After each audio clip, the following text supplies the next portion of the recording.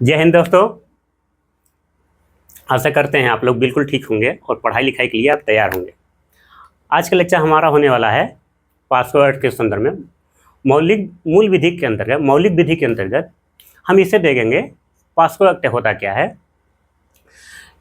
लैंगिक अपराधों से बालकों का संरक्षण अधिनियम देखेंगे कि इसके अंतर्गत हम देखेंगे बालक क्या होते हैं, साझी गृहस्थी क्या होती है।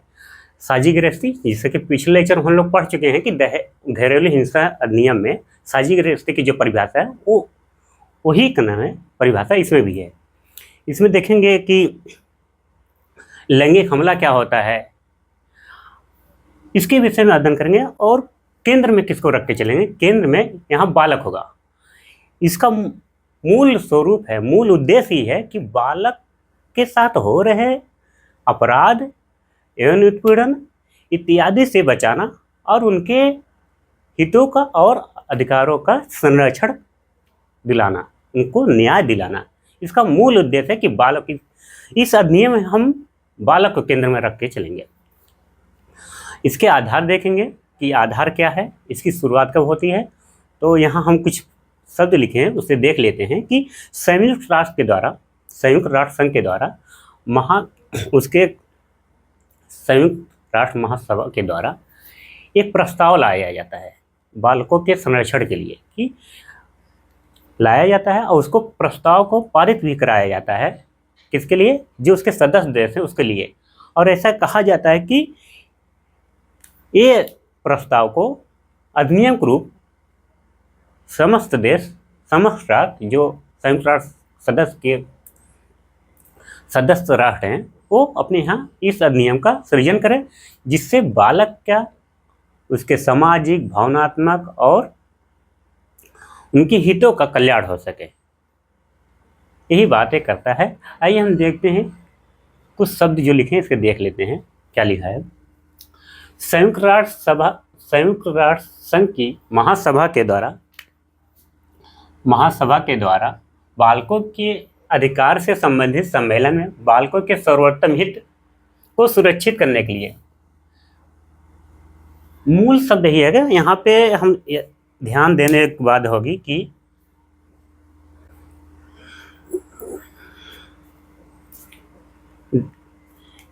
यहाँ पे हम इसी बात को ध्यान में रख के चलेंगे और ध्यान देने की बात यही होगी कि बालक के अधिकार की सुरक्षा देना, उनके हितों का संरक्षण देना इस अधिनियम का मूल उद्देश्य होगा। तो हम इस अधिनियम के विषय में देख रहे हैं, अधिक हितों को सुरक्षित करने के लिए सदस्य देशों के लिए एक प्रस्ताव पारित किया गया, जिसमें बालकों के उचित विकास, यहाँ पे है बालकों के उचित विकास के लिए यह आवश्यक है कि प्रत्येक बालक की निजता और गोपनीयता के अधिकार का सम्मान किया जाए। बालक के निजता और गोपनीयता, क्योंकि अनुच्छेद 21 सही बोलता है व्यक्ति की गरिमा, उसकी प्राइवेसी की बात करती है। तो जो उसका अधिकार प्राप्त है, फंडामेंटल राइट प्राप्त है, उसको ध्यान रखा जाए, उसका सम्मान किया जाए और न्यायिक प्रक्रिया द्वारा उन्हें किसके द्वारा? न्यायिक प्रक्रिया द्वारा संरक्षण दिया जाए। कहने का तात्पर्य है कि कानून के द्वारा उन्हें संरक्षण प्रदान किया जाए। यहाँ यह आवश्यक हो जाता है कि प्रत्येक राष्ट्र ऐसी विधि का सृजन करे, ऐसे कानून का गठन करे, ऐसे कानून बनाए जिससे बालक के उनके अधिकारों का संरक्षण हो सके।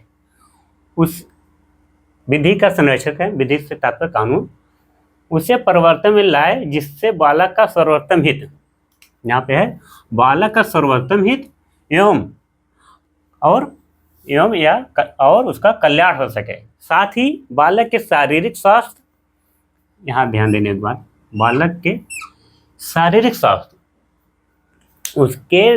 उसका यह देखा जाएगा कि इतना ये ध्यान देना बात होगी कि बालक के शरीर का कोई उत्पीड़न ना हो जिससे उसका स्वास्थ्य खराब हो जाए, इसको ध्यान में रखा जाएगा। भावनात्मक इमोशनल, बौद्धिक, मानसिक रूप से सामाजिक विकास को सुनिश्चित किया जाए। ऐसी विधि बनाई जाए जिससे बालक के शारीरिक स्वास्थ्य बना रहे, भावनात्मक और बौद्धिक और सामाजिक विकास को सुनिश्चित किया जा सके। भारत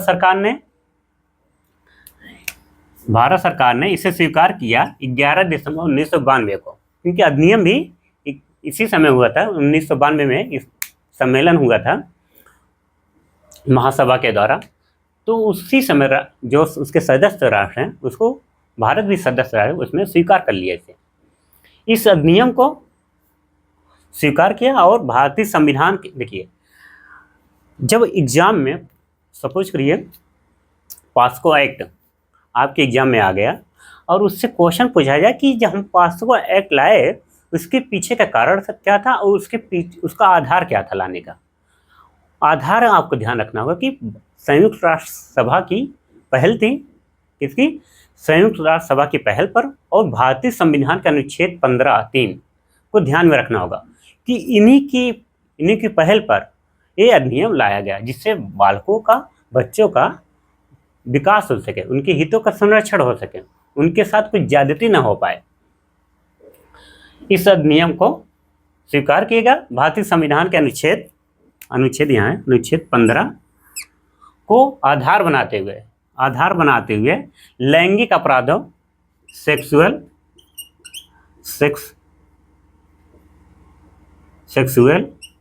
ऑफेंस से बालकों का संरक्षण अधिनियम एक्ट को मूर्त रूप दिया गया 2012 में। ये तो ही संयुक्त राष्ट्र सभा की पहल और भारतीय संविधान की पहल पर, भारतीय संविधान क्या कहता है और संयुक्त राष्ट्र संघ की जो पहल है उसके आधार पर भारत सरकार ने एक अधिनियम का गठन कर दिया, जिसे बोलते हैं लैंगिक अपराधों से बालकों का संरक्षण अधिनियम 2012। इसे संक्षिप्त शब्द में बोलते हैं पास्को एक्ट 2012। इसी को पास्को एक्ट बोलते हैं, इंग्लिश में लिख लीजिएगा, यहाँ लिख देते हैं इंग्लिश में, the protection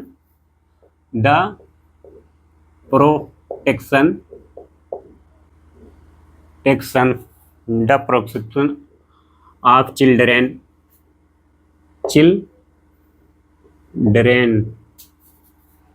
from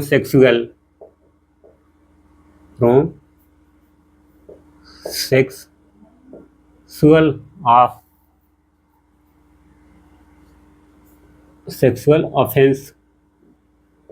offense act 2012।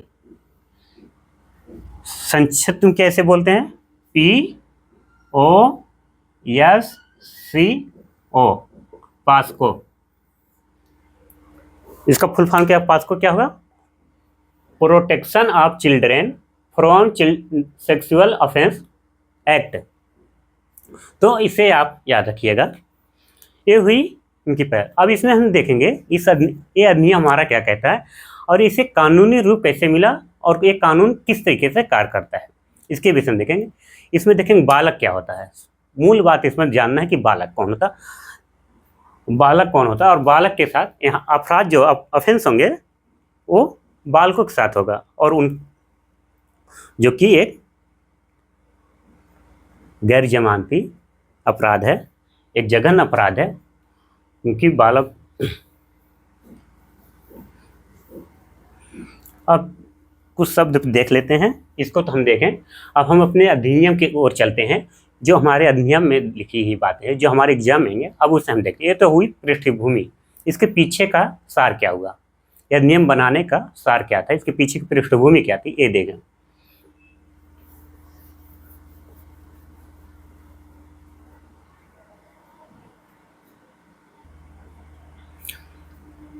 POCSO act 2012 में लाया गया।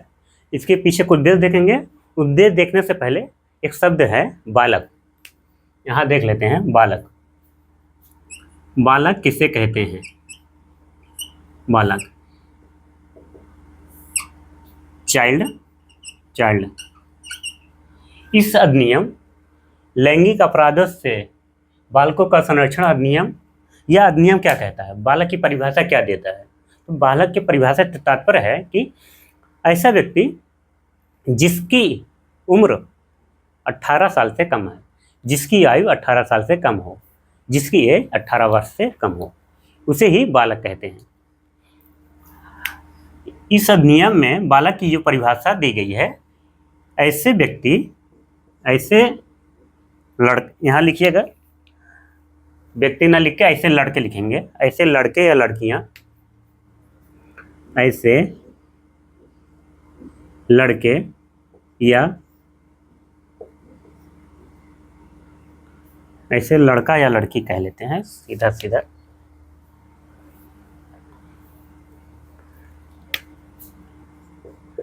ऐसा लड़का या लड़की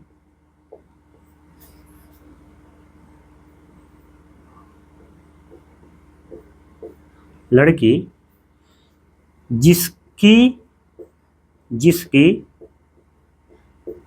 आयु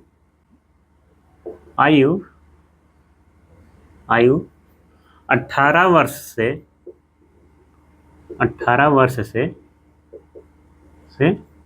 कम हो,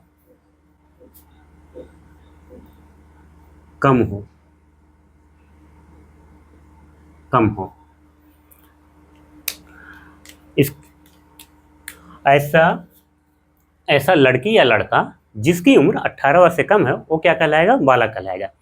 इस अधिनियम में बालक की परिभाषा जो दी गई है वो लिंग आधार पर नहीं दी गई है, लिंग का विभेद करता है, लिंग के तौर पर भेदभाव नहीं करता। वो लड़की होगी या लड़का, दोनों के लिए बालक ही कहा गया है कि बालक वही होगा जिसकी उम्र 18 वर्ष से कम होगा, उसे ही बालक कहेंगे। इसमें दोनों जेंडर को शामिल किया गया है, मेल और फीमेल को, दोनों को याद रखने वाली। अब इसका सेक्शन याद करिएगा, पूछता एग्जाम में पूछ लेगा कि बालक की परिभाषा पास्को एक्ट के अंदर किस सेक्शन में रखा गया है, तो आप यह रख सकते हैं सेक्शन 2D में। सेक्शन धारा 2D में बालक की परिभाषा दी गई है। बालक से तात्पर्य होगा ऐसा व्यक्ति जिसकी उम्र 18 वर्ष से कम हो, ये लिंग का भेदभाव नहीं करता, ये सेक्स का भेदभाव नहीं करता, लड़का हो या लड़की, दोनों को इसमें सम्मिलित किया गया। बालक के अंतर्गत दोनों जेंडर को शामिल किया गया है, मेल या फीमेल, दोनों को बालक ही माना गया है। बालक देखें, आशा करते हैं बालक समझ में आ गया होगा। अब जो हमारा उद्देश्य है, मूल इस अधिनियम के जो उद्देश्य बनाने के पीछे का कारण क्या है, इसे देखेंगे। उद्देश्य क्या है? 18 वर्ष से कम बालक, 18 वर्ष से कम आयु के बच्चों को यौन शोषण, यौन उत्पीड़न और पोर्नोग्राफी जैसे अपराधों से बचाना है। याद रखिएगा, यहाँ यौन शोषण, सेक्सुअल एब्यूज, सेक्सुअल इंग्लिश में लिखिए, एब्यूज, यौन उत्पीड़न और पोर्नोग्राफी जैसे अपराधों से बचाना है। जिसकी उम्र 18 साल से कम है उसे 3 यौन शोषण, यौन उत्पीड़न और पोर्नोग्राफी जैसे अपराधों से बचाना है। यह कानून बच्चों के खिलाफ यौन अपराधों, सेक्सुअल ऑफेंस को रोकने और पीड़ित बच्चों को न्याय दिलाने के लिए क्या है?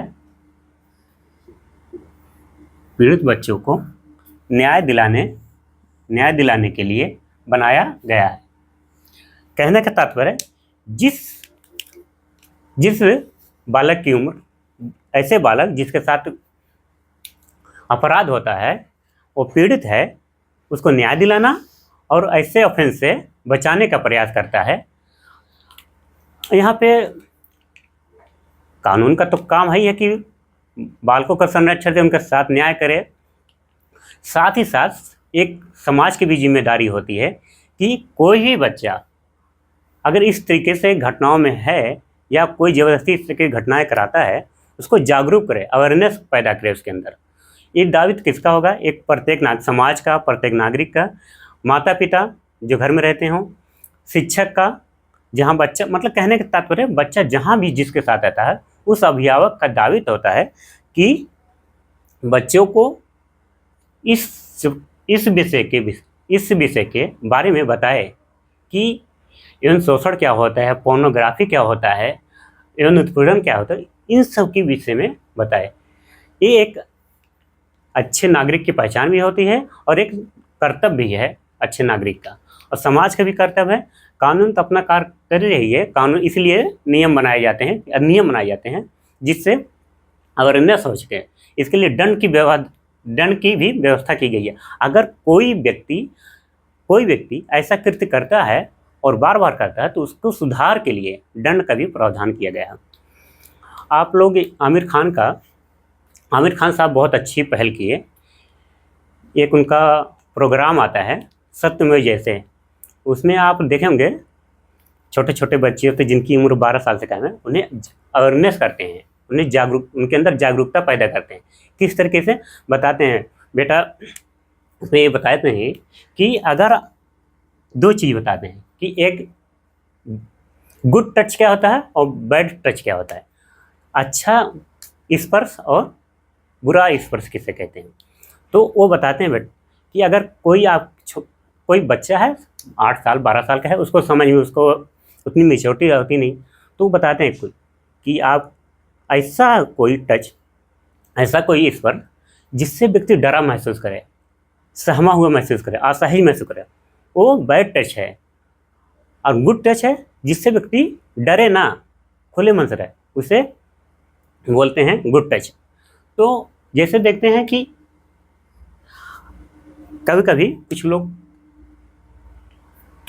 की नीयत खोटी होती है, वो बच्चों को भी नहीं पहचानते बच्चा है क्या है, उसके साथ भी ऐसे कृत्य कर बैठते हैं, उनका शोषण करते हैं, उनके स्तन पे हाथ डालते हैं, उनके बैकबोन पे हाथ फेरते हैं, ऐसा स्पर्श करते हैं जिससे मतलब बच्चों को असहजता महसूस हो, सहज महसूस न करो, डर हुआ महसूस हो। इसलिए कहा जाता है कि माता पिता अपने बच्चों को जब कम एज रहे बच्चे की, तभी वो इन सब चीज़ों के बारे में बताएं। अगर कोई अपरिचित व्यक्ति, कोई अनजान व्यक्ति इस तरीके से कभी छोटे बच्चे पे अपना अपना हाथ फेरता है उनके स्तन पे, या शरीर के किसी भाग पे टच करता है, स्पर्श करता है, तो जिससे बच्चा डरा हुआ महसूस करता है, सहमा हुआ महसूस करता है, असहज महसूस करता है, तो खुल के बताए अपने माता पिता या जिससे वो बहुत अच्छे से जानता हो, अपनी बातें कहने में सहज महसूस करता हो, उसे खुल के बता सके। ऐसी बातें सभी का कर्तव्य होता है कि वो बताएं, अवेयरनेस करें, और इस अवेयरनेस से बच्चा खुल के बता सकेगा, जिससे शिकायत कर सकता है। अगर कॉलेज में पढ़ता है तो वहाँ अपने शिक्षक से बताए, घर पे है माता पिता से बताए। आए दिन आप लोग न्यूज़ सुनते हैं, सूचना सुनते हैं कि छोटी बच्चे का 12 साल के बच्चे के साथ दुष्कर्म हुआ, या उसके साथ इस तरीके की घटना, उसके स्तन पर हाथ फेरना। तो ये अपराध है, एक जघन्य अपराध है। और आमिर खान साहब का जो सत्यमेव जयते का प्रोग्राम आता था वो बहुत अच्छा था, समाज के लिए बहुत अच्छा था, कि इससे प्रत्येक माता पिता, प्रत्येक अभिभावक सीखेंगे और प्रत्येक नागरिक भी सीखेगा कि अपने कर्तव्यों का कैसे निर्वहन करना है। चीज़ें हम परिवार से ही शुरू करते हैं, परिवार में बताएंगे कि इस तरीके से ये अच्छी चीज़ें हैं, ये बुरी चीज़ें हैं। तो ये अच्छी पहल थी जिससे बच्चा सीख पाता है और सहजता से अपनी बात अपने माता पिता को, कोई अनजान व्यक्ति अगर किसी बच्चे के साथ छेड़छाड़ करता है, छूता है, शारीरिक संपर्क करता है, तो अपने माता पिता से, अपने अभिभावक से खुल के बता सकते हैं। क्योंकि बच्चे श्रम के वजह से बच्चे बताने कि कम एज के होते हैं, तो उन्हें इस चीज़ का डर भी रहता है, बताने में ही झिझक रहती है, बता नहीं पाते। तो आप अगर उनके साथ मित्रवत व्यवहार करेंगे तो अपनी बातें खुलकर वो बता सकेंगे अपने आप को। ये समाज की जिम्मेवारी है प्रत्येक व्यक्ति की। अगर ऐसा कोई अपने छोटे बालक हैं, बच्चे हैं, उनको ये सब चीज़ें बताएं जिससे वो अपनी बातें खुल कर आपको बता सकें। आइए, ये देख लिए, उद्देश्य भी देख लिए कि 18 साल से कम बच्चों को अगर वो यौन शोषण होता है, यौन उत्पीड़न होता है, पोर्नोग्राफी जैसे अपराध से बचाने का कार्य करता है। तो अब एक एक करके हम देखते हैं। यौन उत्पीड़न क्या होता है, यौन शोषण क्या होता है, पोर्नोग्राफी क्या होता है, ये कैसे अपराध हैं, इसे देख लेते हैं आगे।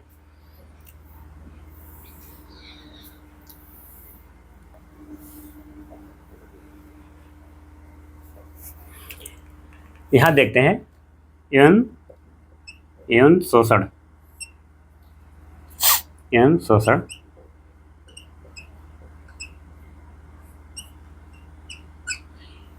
इसे देख लेते हैं।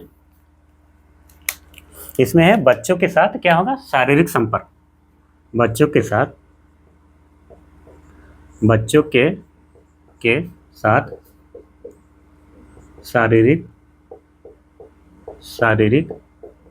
शारीरिक संपर्क। अगर कोई व्यक्ति बच्चों के साथ शारीरिक संपर्क स्थापित करता है तो कैसा शोषण होगा, यौन शोषण होगा। जैसे लिख लेते हैं, जैसे छेड़छाड़ करना, बच्चों के साथ छेड़छाड़ करना, उनके शरीर से छेड़छाड़ करना, या यहाँ शब्द है दुष्कर्म भी लिख लीजिएगा, दुष्कर्म।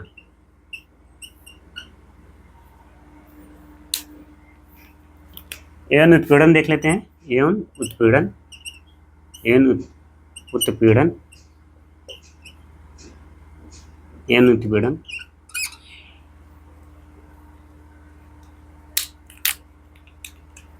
इसमें गैर संपर्क पर आधारित अपराध।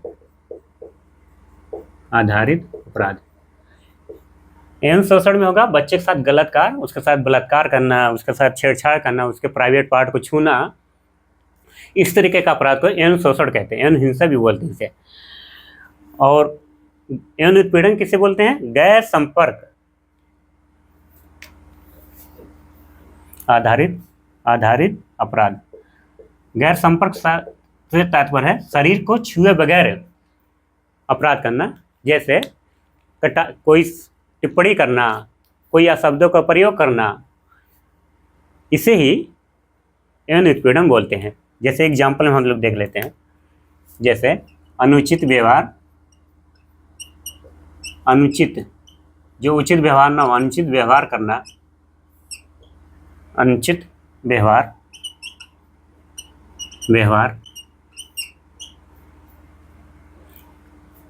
अश्लील टिप्पणी करना, अश्लील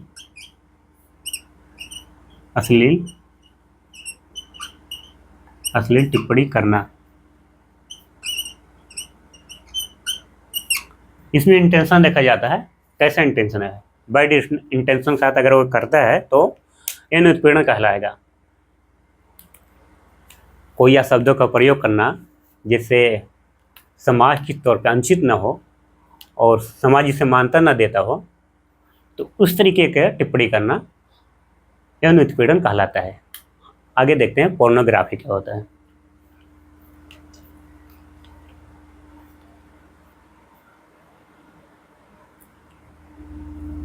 पोर्नोग्राफी यहाँ देख लेते हैं, यहाँ पे जगह है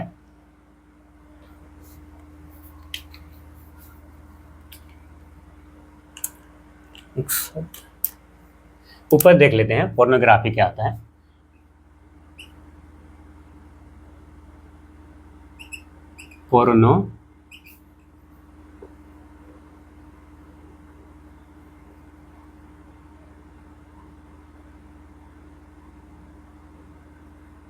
पोर्नोग्राफी देख लेते हैं। पोर्नोग्राफी इसमें है बच्चों का उपयोग,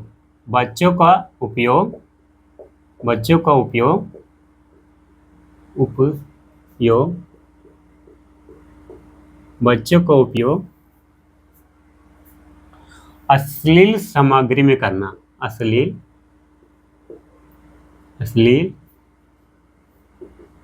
सामग्री में करना,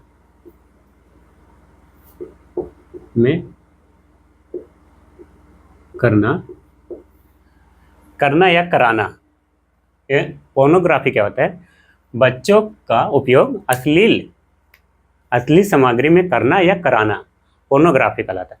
जैसे कोई विजुअल हो, वीडियो हो, फोटो हो, इस टाइप में उसका फ़ोटो निकालना या फोटो उसे दिखाना, उसका फ़ोटो निकालना या इससे कहना कि इसमें शामिल होना, तो पोर्नोग्राफी कहलाता है।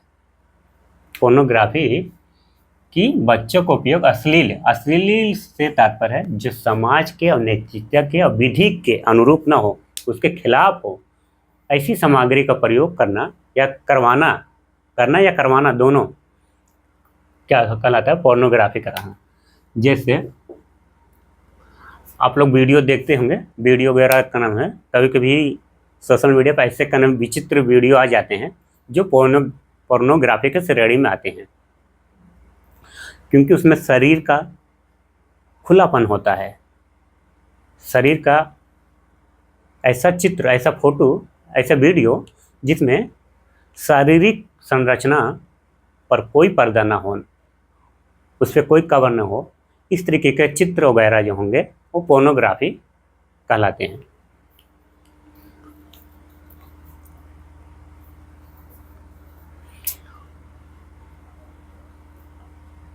अब आगे हम देखते हैं कि उद्देश्य तो देख ही लिए, हमें पॉस्को एक्ट देख रहे हैं। पॉस्को एक्ट में जो मूल बात थी, जो जिससे हम लेकर आगे चलेंगे, सेक्शन बताएंगे कि परिवेशन, लैंगिक हमला देखेंगे, लेकिन जो हमें मूल बातें थी जिसको हमें समझना अनिवार्य था कि यौन उत्पीड़न किसे कहते हैं, यौन शोषण क्या होता है, इस अधिनियम के ना पोर्नोग्राफी क्या होती है, और जो एक्ट है लैंगिक अपराधों से बालक का संरक्षण जो होगा, इस अधिनियम जो बालकों का संरक्षण करता है, बालकों को न्याय दिलाता है, तो ऐसे जो मूल शब्द थे उन्हें हम देख लेंगे, क्योंकि यही मूल शब्द हैं आगे जो कार्रवाई की प्रक्रिया में आएंगे। इन्हीं शब्दों को उल्लेख होगा वहाँ पे, यही शब्द होंगे जिसका हाथ से समझना होगा, उसी के आधार पे दंड का प्रावधान होगा कि कौन कौन से कृत्य के साथ वो किया है, और दंड का प्रारूप तैयार करेंगे यही शब्द। तो हम उद्देश्य देख लिए, न्याय दिलाना है किसको? जो पीड़ित बच्चा है उसके लिए, जो एक यौन शोषण, यौन उत्पीड़न, पोर्नोग्राफी जैसे अपराधों से बचाने का है। और किसको बताएं? जो बालक होगा। बालक की परिभाषा हमने बता ही दी, जिसकी उम्र 18 साल से कम हो। इसमें लिंग भेद नहीं किया गया है, लिंग से तात्पर्य है जेंडर, कोई लड़की हो सकता है या लड़का। तो आगे हम चलते हैं, आगे के कुछ पॉइंट समझते हैं।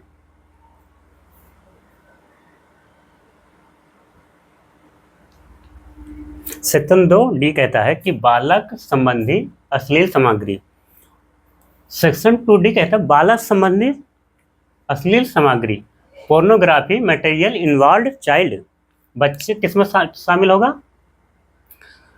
ऐसे में कौन शामिल होगा? उसमें एक बालक होगा, बालक से पर है जिसकी उम्र 18 साल से कम हो, लड़की हो लड़का हो, लैंगिक संबंध बनाता हो, दृश्य चित्र हो, फोटो वीडियो। यहाँ देखेंगे कि बालक के साथ कोई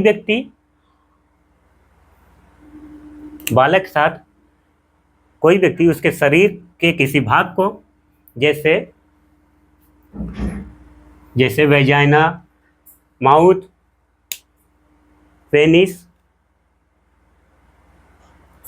एनस इत्यादि को प्रवेश करने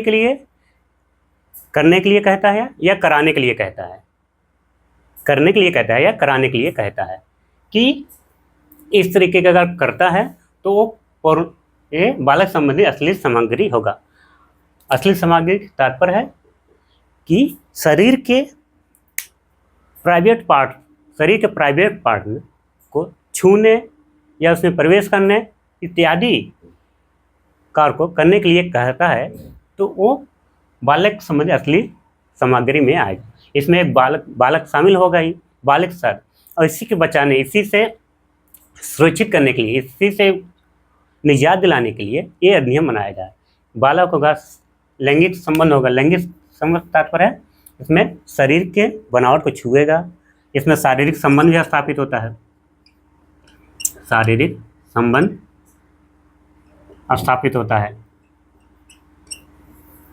कभी कभी देखते होंगे कि न्यूज में सुनते होंगे, और न्यूज में खरों न्यूज पेपर वगैरह में सुनते होंगे, न्यूज में देखना, टेलीविजन वगैरह में देखते होंगे, कोई लड़का है जिसकी उम्र 20-22 साल है, 20-22 साल लड़का है, उसे किसी लड़की से प्रेम हो जाता है। उस लड़की की उम्र कितना हो, उस लड़की की उम्र 16 साल हो। लड़का जो है, लड़का 20 या 22 साल का, लड़की 16 साल की है, उससे इसका क्या हुआ, प्रेम हो जाता है। तो ऐसे में और अपने इन दोनों के मन इतनी मेच्योरिटी तो है नहीं कि वो अपनी भावनाओं पे नियंत्रण लगा सके, अपनी भावनाओं को नियंत्रित कर सके, इमोशन पे कंट्रोल कर सके, और नियंत्रण ना स्थापित करके हार्मोन्स का सिक्रेशन होने के कारण प्रेम में इतने ज़्यादा का नाम है पड़ गए हैं, जिससे इन्हीं के दौरान, प्रेम के दौरान ही इनके बीच शारीरिक संबंध स्थापित हो जाता है, फिजिकल रिलेशनशिप बना लेते हैं। और उस समय या बना लेते हैं या कहीं पे जाकर या भाग कर जाकर किसी दूसरे स्थल पर बना लेते हैं। तो ऐसे में शिकायत जाती है पुलिस अधिकारी के पास। कौन करेगा, लड़की के माता पिता करते हैं। तो पुलिस का दायित्व होता है कि इनको ढूंढ निकालना। जब ये रिपोर्ट दर्ज होती है तो इसमें देखते हैं कि बालक 22 साल का, जो कि ये कैसा है, वयस्क है, क्या है, बालक जो है वयस्क है, और लड़की क्या है, बालक अभी, इसकी उम्र 18 साल से कम है। तो ऐसे में इसके साथ जो घटनाएं हुई है, तो इस लड़की के ऊपर, लड़की चाहे अपने मन से फिजिकल रिलेशन बनाई हो, किंतु यहाँ कहा जाएगा उससे बहला फुसला और ऐसा करने के लिए प्रेरित किया गया, जो कि वो एक अधिनियम, एक पॉस्को एक्ट का भी धारा इस लड़के के ऊपर लगेगी, और ऐसा इस पर बलात्कार का भी लगेगा। 376 IPC पहले थी, अब तो गिनेस में आ गया। तो कहने का तात्पर्य है कि अगर 18 साल से कम एज का कोई बालक है, उसके साथ इस तरीके की घटना कोई करता है, लैंगिक शोषण होता है, लैंगिक उत्पीड़न किया जाता है, तो एक प्रकार के जघन अपराध है। तो ये घटनाएं जो होंगी पॉस्को एक्ट के अंतर्गत आएंगी। इससे बालकों का संरक्षण किया जाएगा, ताकि ऐसी घटनाएं नहीं हो पाए, क्योंकि ऐसी घटना होने से बालक के शारीरिक, मानसिक इत्यादि संज्ञा शून्य हो जाती है। उसकी जो संज्ञाएं हैं शून्य हो जाती है, सोचने और समझने की क्षमता नगण्य हो जाती है, क्योंकि मानसिक तौर पर दुष्प्रभाव पड़ता है उसके मस्तिष्क पर। तो इस सब इन्हीं चीज़ों से मनाही की कि 18 साल से कम बच्चों के साथ ऐसे अपराध नहीं किए जाएंगे, ऐसे छेड़छाड़ नहीं किए जाएंगे, ऐसे लैंगिक अपराध नहीं किए जाएंगे जिससे उसके हितों का संरक्षण हो सके, जिससे उसके हितों का उल्लंघन हो सकते हैं। और कानून कहता है उसके अधिकारों और हितों का संरक्षण की बात करता है। तो बालक संबंधी असली सामग्री के अंदर कौन आएगा, बालक होगा। बालक से कहा जाएगा कि प्राइवेट पार्ट को छुए, ऐसा करने के लिए उसे कहा जाएगा कि प्राइवेट पार्ट जो होते हैं शरीर के, उसको छूने का प्रयास करें। ऐसा तो उससे बालक से कराया जाएगा या कराया जाएगा या कहा जाएगा तुम करो, उसे करने के लिए कहा जाएगा या उसके साथ किया जाएगा। तो यही सामग्री जो है बालक संबंधी असली सामग्री के अंतर्गत आ गया। पोर्नोग्राफी मटेरियल इन्वॉल्व चाइल्ड के अंतर्गत आएंगे। तो आगे देख लेते हैं, आगे सेक्शंस देखते हैं। इसी में इसे मिटा देते हैं, अब तो हो गए सेक्शन सेक्शन आगे बढ़ते हैं। सेक्शन 3 कहता है परिवेशन लैंगिक हमला। परिवेशन लैंगिक लैंगिक लैंगिक हमला हमला। परिवेशन से तात्पर्य है प्रवेश करना या कराना। प्रवेश प्रवेश प्रवेश करना या कराना, करना या कराना। इंग्लिश में से बोलते हैं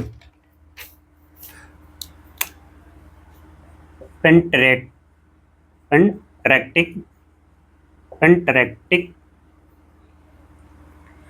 सेक्सुअल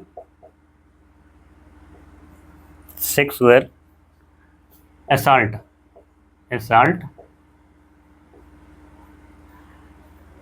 पेंट्रेटिव सेक्सुअल असॉल्ट, परिवेशन लैंगिक हमला। इसमें कहा जाता है परिवेशन लैंगिक हमला किसे कहते हैं। इसमें कहा जाता है बालक के साथ उसके शरीर में, उसके शरीर के प्राइवेट पार्ट जैसे वेजाइना, माउथ, एनस इत्यादि के साथ प्रवेश करना या करवाना। यह तो बालक से कहेगा करे या तो बालक के साथ करे, बालक से करवाए या करे। इसमें देखते हैं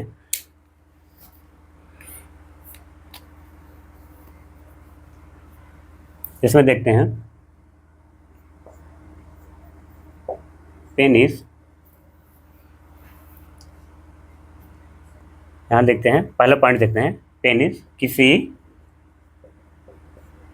किसी बालक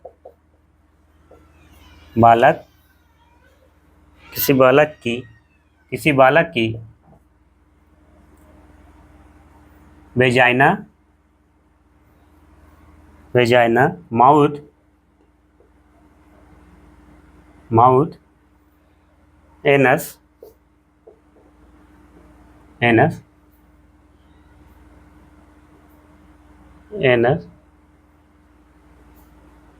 एनस में प्रवेश करता है या बालक से करवाता है, या बालक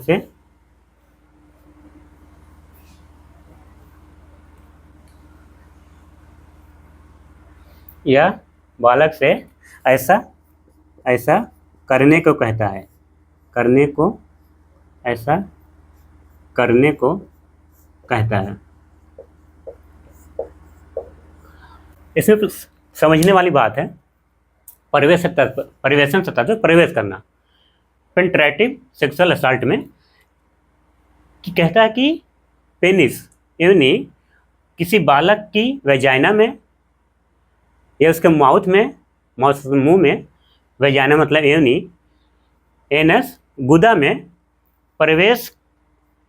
यानी को प्रवेश कराता है, या बालक को ऐसा करने के लिए कहता है कि इसमें प्रयोग, या कोई व्यक्ति बालक से कहता कि पेनिस को वेजाइना इत्यादि कहने का तात्पर्य है कि उसके प्राइवेट जो पार्ट हैं उसमें प्रवेश कराने को कहता है। बालक से कहता है कि प्रवेश करने को कहता है, या तो बालक से ऐसा करने के लिए कहता है, या तो करता है बालक के साथ। बालक के पेनिस, बालक के वेजाइना और यहाँ पर लिखा है माउथ, एनस में कोई व्यक्ति पेनिस को प्रवेश करता है, या तो बालक को ऐसा करने के लिए कहता है कि तुम मेरे साथ ऐसा करो, या तो ऐसा करने के लिए, या तो उसके साथ करता है, या तो बालक के साथ करता है, या बालक से कहता है तुम मेरे साथ करो। इसका कहने का तात्पर्य है। दूसरा पॉइंट है कि पेनिस के अलावा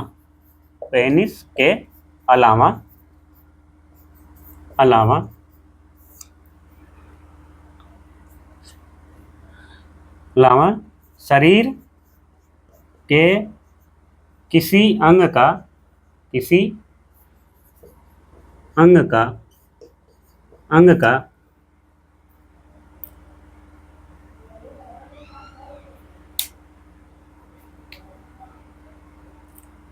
पेनिस ग्लैंड शरीर के किसी अंग को प्रवेश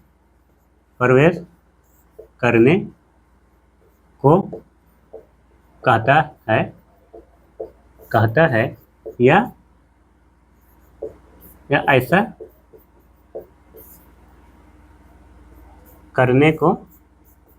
ऐसा करने को कहता है।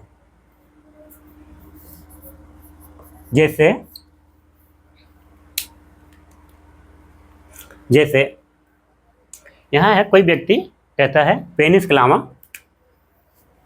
एने के अलावा अन्य कोई चीज, कहता है मुंह को स्पर्श करें। पेनिस के अलावा कोई और प्राइवेट पार्ट है वगैरह है, उसको कहते हैं अपने मुंह से स्पर्श करें, मुंह से छुएं। या तो बालक को ऐसा करने के लिए कहता कि वो करे, या तो बालक कहता कि बालक करे, ऐसा करे, या तो बालक को ऐसा करने के लिए वो कहता है, या बालक के साथ, या तो कहे बालक के साथ, कोई व्यक्ति कहता बालक के साथ ऐसा करता है कि अपना मुंह उस बालक के प्राइवेट पार्ट को स्पर्श करता है, या तो बालक से कहता तुम ऐसा मेरे साथ करो। तो कहने का तात्पर्य यही है, पेनिस के अलावा भी कोई और पार्ट है उसको भी स्पर्श करने की बात करता है। या तो बालक के साथ ऐसा कर दे, कोई व्यक्ति करे, या तो बालक से ऐसा करने के लिए कहे। अगर इन गतिविधि ऐसे कार्य होते हैं तो ये दंडनीय होंगे, क्या होंगे, दंड के भागीदार होंगे। तो एक प्रकार का ऑफेंस है, यह अपराध है।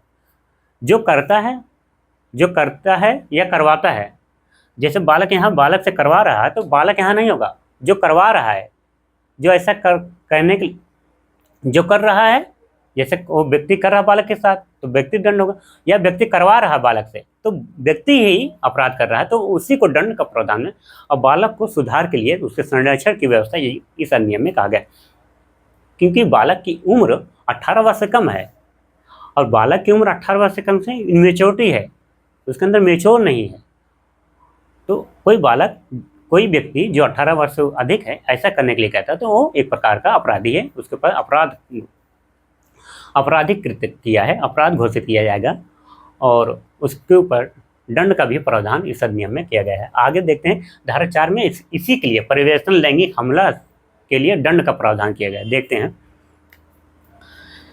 यहीं पर देख लेते हैं आगे इसी का धारा 4 क्या कहती है। धारा 4 परिवेशन लैंगिक हमला के लिए दंड, यहाँ दूसरे पेन से लिख देते हैं, परिवेशन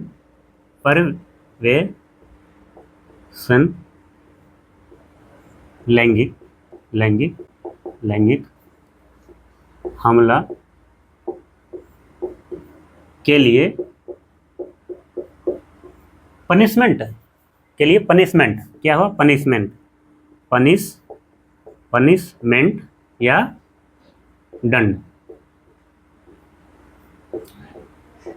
दंड का प्रावधान किया है। कितने साल, 10 साल,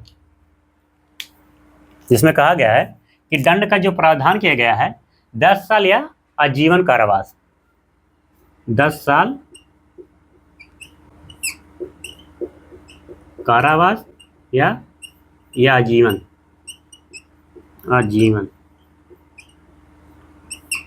यह जुर्माना, इसमें क्या जुर्माना भी होगा।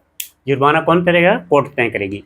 कोर्ट जो जुर्माना देगी तय करेगी, और जो पीड़िता पाएगी, पीड़ित मतलब बालक जो पाएगा जुर्माना, बालक ही पाएगा, कोर्ट नहीं रखेगा अपना, क्योंकि उसके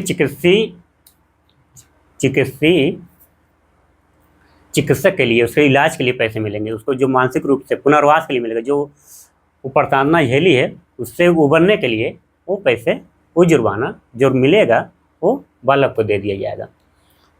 क्योंकि यहाँ पे बालक के कल्याण की बात की गई, बालक के साथ न्याय की बात की गई। यहाँ से बालक का तात्पर्य आप लोग देख ही रहेंगे, यहाँ लड़का हो या लड़की दोनों की बात की गई।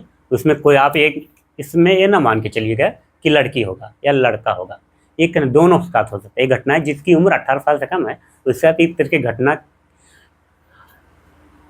निकृष्ट कार्य है। कैसा कार्य है? निकृष्ट, निंदनीय है। ऐसा कार्य निंदनीय है और इससे बचना चाहिए। इससे प्रत्येक व्यक्ति को बचना चाहिए, अपनी जिम्मेदारी समझ चाहिए, और ऐसा कहीं गलत होता देखे तो उसके खिलाफ आवाज़ भी उठानी चाहिए। और पॉस्को एक्ट एक बहुत जटिल टॉपिक है। कैसा टॉपिक है? इसको पढ़ने और पढ़ाने में बहुत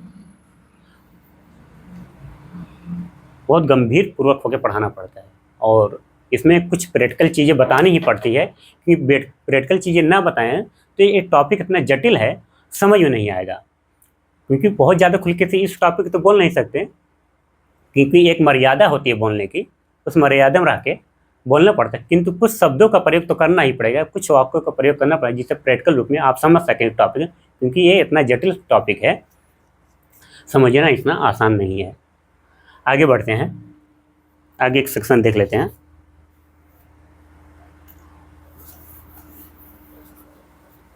आगे एक सेक्शन में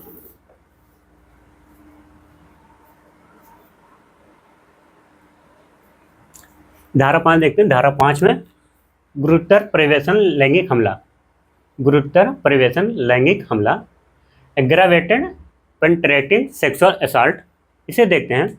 इसमें क्या है, इसको हम अलग कर देते हैं, आप इसको अलग समझिएगा, ये अलग पार्ट है। गुरुतर से तात्पर्य, गुरु मीन्स होता है बड़ा, यहाँ तात्पर्य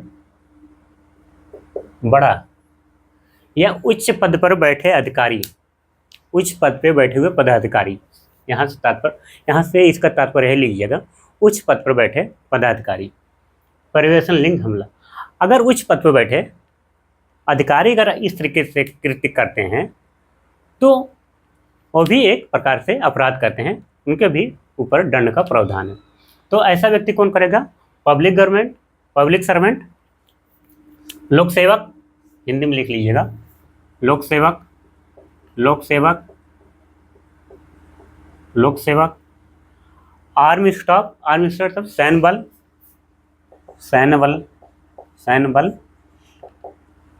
BSF, CISF, वायुसेना, इस तरीके के अगर कोई सदस्य करता है उसके ऊपर भी इस पर भी दंड का एक प्रकार का अपराध करता है, वो भी अपराधी होगा, उसके लिए दंड का प्रावधान किया। Jail staff, school staff, hospital staff, jail के सदस्य, जेल के अधिकारी, अधिकारी, अधिकारी, स्कूल के सदस्य, सदस्य या हॉस्पिटल, हॉस्पिटल के सदस्य।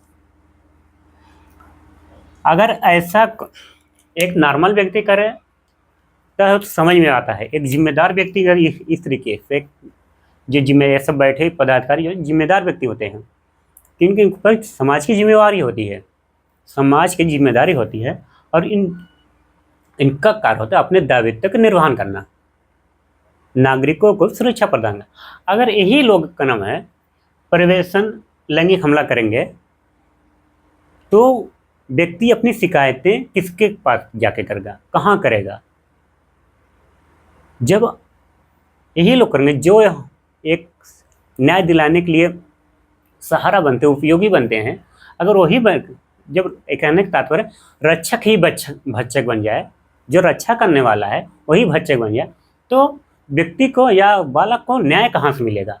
अगर यही लोग किसी बालक के साथ, वही जो पीछे बताया कि पेनिस, वेजाइना इत्यादि को प्रवेश करने के लिए कहते हैं, उसके साथ तो बालक के साथ उसके वेजाइना, पेनिस, अनस में प्रवेश कराते हैं, या उससे प्रवेश करने के लिए कहते हैं, या उससे प्रवेश कराने के लिए कहते हैं, तो ये भी एक प्रकार का अपराध करते हैं। तो आपको एग्जाम में मिलेगा कि गुरुतर पर्यवेक्षण लैंगिक हमला की श्रेणी में कौन आते हैं। तो श्रेणी में आप याद रखिएगा, लोग public government, public servant, army staff, jail staff, school staff, hospital staff इत्यादि लोग जो पदाधिकारी होते हैं, कहने का तात्पर्य है उनके खिलाफ है, वो अगर इस तरीके से किसी बालक के साथ करते हैं तो वो एक प्रकार से घोर अपराध करते हैं, गंभीर अपराध करते हैं।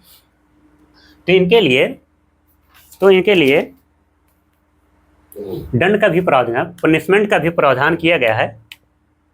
अगर कोई पदाधिकारी है,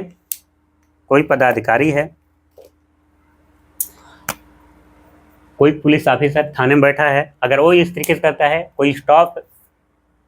कोई हॉस्पिटल स्टाफ है, वो अगर कोई डॉक्टर इस तरीके से करता है तो वो भी एक प्रकार से अपराध करता है, उसके खिलाफ भी, उसके लिए भी दंड का प्रावधान किया गया है। दंड कितना होगा? आजीवन कारावास, आजीवन कारावास, आजीवन कारावास।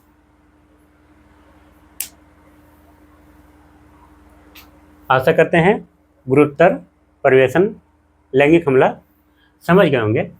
यहाँ से गुरुतर तात्पर्य बड़ा जो है, बड़ा अधिकारी है, जो जिम्मेवारी जिसकी है एक समाज की, एक समूह की, एक समुदाय की, अगर वो इस तरीके से घटनाएं करता है, इस तरीके कृत्य करता है, एक तरीके आपराधिक कृत्य करता है, यौन उत्पीड़न करता है, लैंगिक उत्पीड़न करता है, पोर्नोग्राफी इत्यादि पोर्नोग्राफी सामग्री का उपयोग कराता है या करता है, तो वो भी एक प्रकार का अपराध करता है। अब धारा 5 समझ में आ गई होगी, उसके लिए दंड 6 में दिया गया है। अब देखते हैं धारा 7। धारा 7 में लिखा गया है सेक्सुअल असॉल्ट की बात की है। क्या? सेक्सुअल असॉल्ट की बात की गई, लैंगिक हमला। यहाँ पे एग्रेवेटेड पेंट्रेटिव सेक्सुअल असॉल्ट की बात की है धारा 5 में, और धारा 7 में सेक्सुअल असॉल्ट की बात की है। तो यहाँ पे एक चीज़ देखा जाता है, यहाँ पे ध्यान देने वाली बात है, यहाँ इंटेंशन के साथ, यहाँ सेक्सुअल इंटेंशन होगा। इंटेंशन कहने का तात्पर्य यहाँ शारीरिक संबंध स्थापित करने की मंशा होगी, इस आशय होगा उसका। इस तरीके से पेनिस को वेजाइना, यहाँ लिखिएगा, लिंग को योनि, गुदा इत्यादि में इस इंटेंशन से करता है कि उसके साथ सेक्स करना है, सेक्सुअल इंटेंशन के साथ कर रहा है, शारीरिक संबंध बनाना है। इस तरीके से कोई व्यक्ति अगर इस इंटेंशन के साथ कर कि शारीरिक संपर्क स्थापित करना है, इस तरीके से करता है, यहाँ याद देखिए, करता है किसी बालक के साथ। बालक इसमें लड़की भी आ सकती है, या लड़का जिसकी उम्र 18 साल, या किसी, यहाँ देखिए, बालक के साथ उसके पेनिस,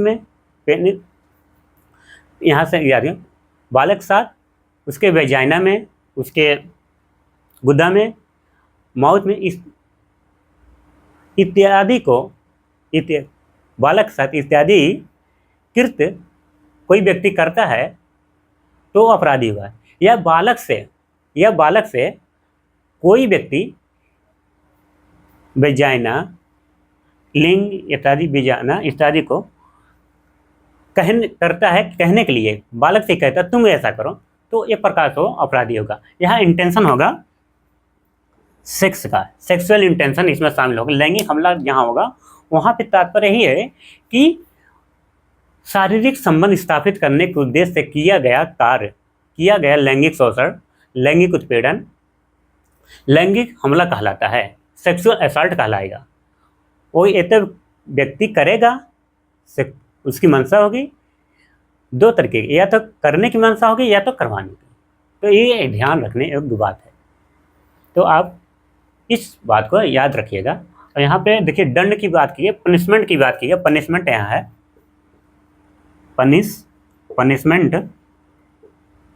पनिशमेंट धारा 8 में पनिशमेंट की बात की गई। लैंगिक हमला अगर कोई करता है उसके लिए पनिशमेंट की बात की गई। और सजा कितने मिलेगी? सजा मिनिमम 3 वर्ष और मैक्सिमम न्यूनतम 3 वर्ष, मैक्सिमम कितना होगा, मैक्सिमम अधिकतम 5 वर्ष। जुर्माना भी हो सकता है, कोर्ट जो निर्धारित करे।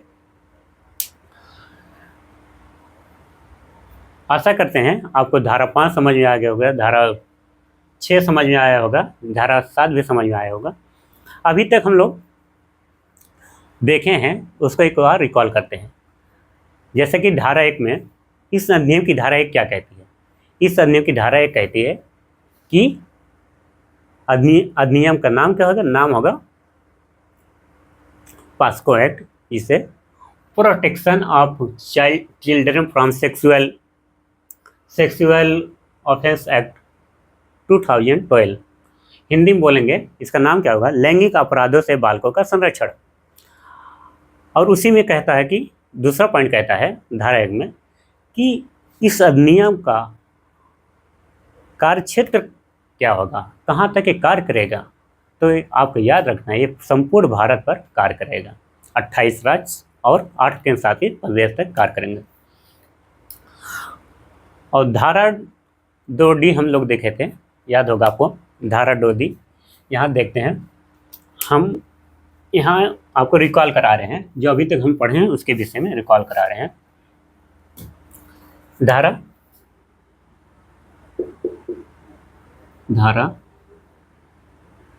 इसमें टोटल धारा याद रखिएगा, टोटल धारा देखिए, धाराएं ज़्यादा याद करना इसमें नहीं है। इसमें धारा, क्योंकि जो माइनर एक्ट हैं उसमें धारा कम पूछी जाती है, 2% उम्मीद है, किंतु इसके कॉन्सेप्ट आपको याद रखने होंगे। कॉन्सेप्ट, इसका सिद्धांत क्या कहता है उसे याद रखना होगा। तो धारा 2D में बालक की परिभाषा क्या दी गई है? बालक की परिभाषा, बालक की परिभाषा दी गई है 2D में। ये देखें, और इससे पहले हम लोग और देखे थे कि इसके उद्देश्य देखे थे। उद्देश्य वही था कि बालकों का संरक्षण है, उसके साथ न्याय हो सके, कोई व्यक्ति उसके यौन शोषण, यौन उत्पीड़न और पोर्नोग्राफी जैसे अपराध ऑफेंस करता है उससे बचाना, बालकों का संरक्षण करना। और इससे पहले हम लोग देखे थे धारा 3 देखे थे, हाँ धारा 3 में देखे थे। धारा 3 याद ही होगा, धारा 3 में था पोर्नोग्राफी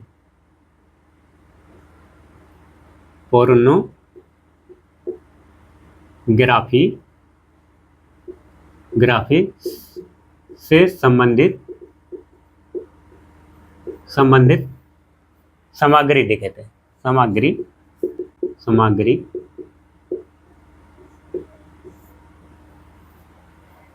सामग्री कौन कौन सी होगी इसमें, तो हम लोग देखे थे। इसमें धारा 3 में क्या होगा? उसमें एक बालक होगा। बालक तो इन्वॉल्व जरूर होगा, क्योंकि जब भी घटनाएं होंगी तो बालक के साथ ही तो होंगी। बालक होगा, उसका कोई वीडियो होगा, फोटो होगा,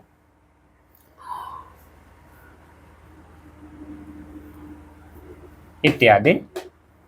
और क्या होगा इसमें? यौन शोषण भी होगा, यौन शोषण।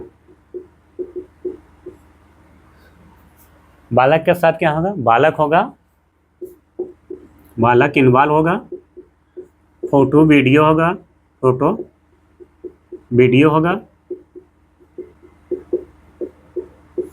और इतनी चीज़ें तो होंगी। इसमें क्या होगा? बालक के साथ घटनाएं होंगी या बालक से कराया जाएगा। क्या होगा? बालक के साथ आपराधिक कृत्य होंगे या बालक से करवाया जाएगा। कैसे कराया जाएगा? बालक के साथ कैसे होगा? बालक के प्राइवेट पार्ट्स को छूने का प्रयास करें, उसका छेड़छाड़ करने का प्रयास करें, या उसके प्राइवेट पार्ट को इस इंटेंस से छूने, टच करने इत्यादि का प्रयास करें। पहली बात ये होगा। दूसरी बात क्या होगा? ये तो बालक से कराए, बालक से वो व्यक्ति कराए। क्या कराए? वजाइना को छूना, यूट्रस को छूना, हिंदी में बोलते हैं, योनि, मूत्रमार्ग, गुदा इत्यादि को छूने के लिए प्रोत्साहित करे, ऐसा कहता है तो व्यक्ति आपराधिक गतिविधि में संलग्न होगा, तो अपराध को करता है। धारा 3 देख लेते। धारा 4 में देखे थे दंड का प्रावधान किया गया था। धारा 4 में दंड का प्रावधान किया गया था 10 साल का। धारा 4 क्या कहती है, अगर कोई व्यक्ति ऐसा कराता है, घटना करते ये सब शामिल होता है, तो उसके लिए 10 साल का सजा की बात कर। कितने साल का? 10 साल का। धारा 5 ही देख लीजिए। धारा 5 में कहता है गुरुतर नहीं, धारा याद की, धारा यहाँ थोड़ा याद रखिएगा। धारा पोर्नोग्राफी संबंधित है, ये 2DA में है, 2DA में है। और धारा 3 जो है, धारा 3 है, धारा 3 है परिवेशन लैंगिक हमला।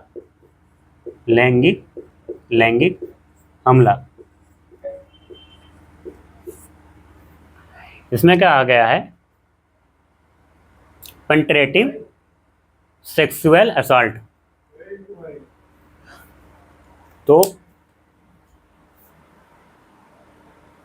धारा 3 में परिवेशन लैंगिक हमला है, और धारा 4 में दंड का प्रावधान किया गया। दंड 10 साल का सजा। धारा 5 देख रहे हैं। धारा 5 में गुरुतर लैंगिक हमला, गुरुतर परिवेशन लैंगिक हमला। जब कोई पब्लिक सर्वेंट या कोई पुलिस स्टाफ, शिक्षक स्टाफ इत्यादि के अगर इस तरह की घटनाएं करते हैं, इस तरह के कार्य करते हैं, तो वो अपराध की गतिविधि में शामिल होंगे। दंड का प्रावधान यहाँ किया गया। दंड 6 में आजीवन कारावास। 7 कहते हैं लैंगिक हमला। इंटेंशन क्या होगा? इंटेंशन होगा शारीरिक संबंध स्थापित करना, शारीरिक संबंध बनाने का प्रयास करना। इसके लिए दंड की बात की गई है धारा 8 में। दंड क्या होगा? न्यूनतम 3 साल, अधिकतम 5 साल।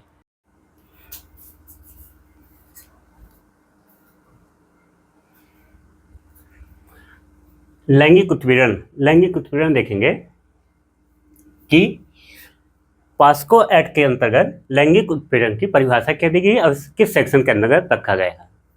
तो सेक्शन धारा 11 में इसका उल्लेख किया गया है।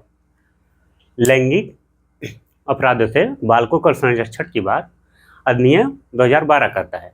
इसी के अंतर्गत धारा 11 में हम देखेंगे लैंगिक उत्पीड़न की बात की गई है। किसकी? धारा 11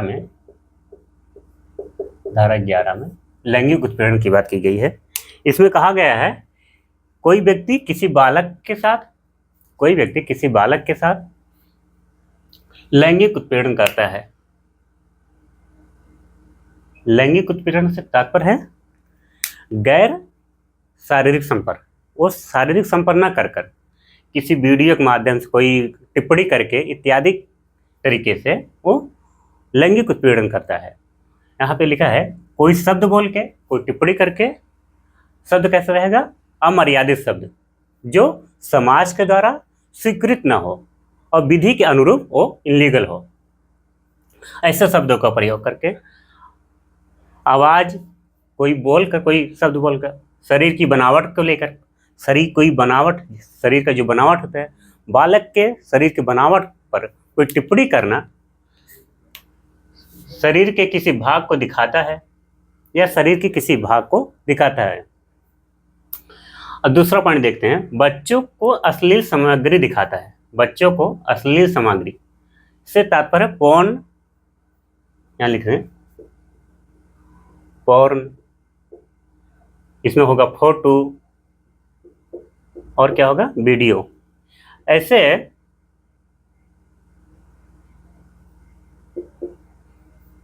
इत्यादि सामग्री को दिखाता है तो वो लैंगिक उत्पीड़न के अंतर्गत आएंगे।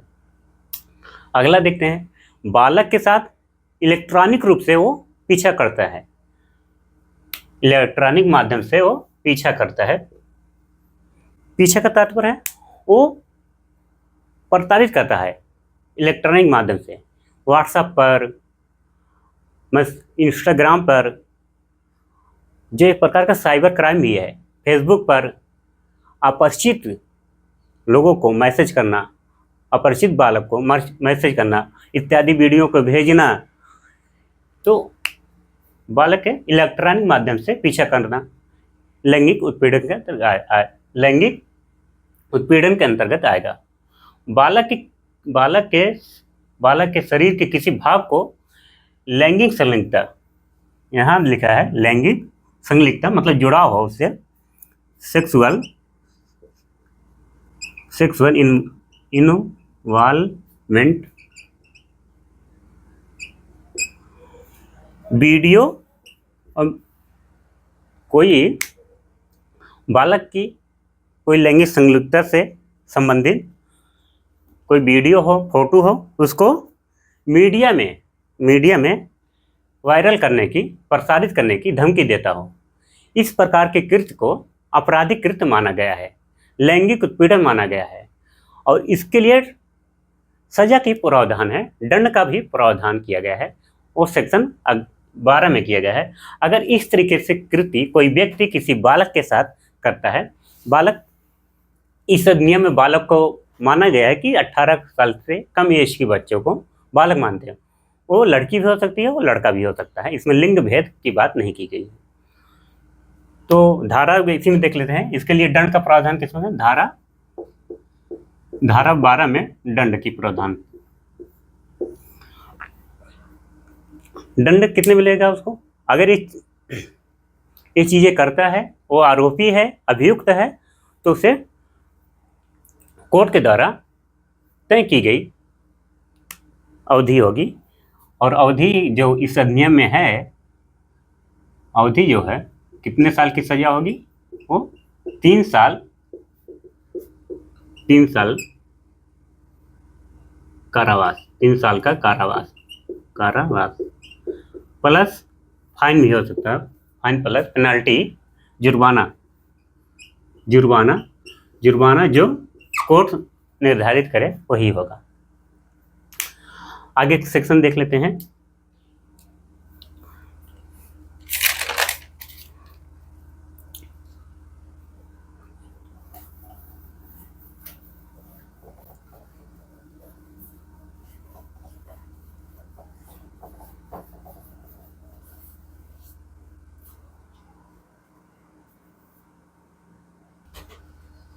धारा 13, अश्लील प्रयोजनों के लिए बालक का उपयोग।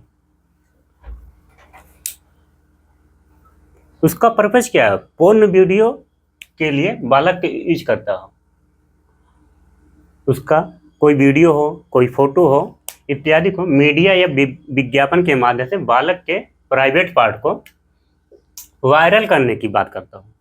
कोई व्यक्ति बालक के प्राइवेट पार्ट का कोई फोटो हो, वीडियो हो इत्यादि को वायरल करने की धमकी देता हो, या प्राइवेट पार्ट को दिखाता हो पब्लिक प्लेस में,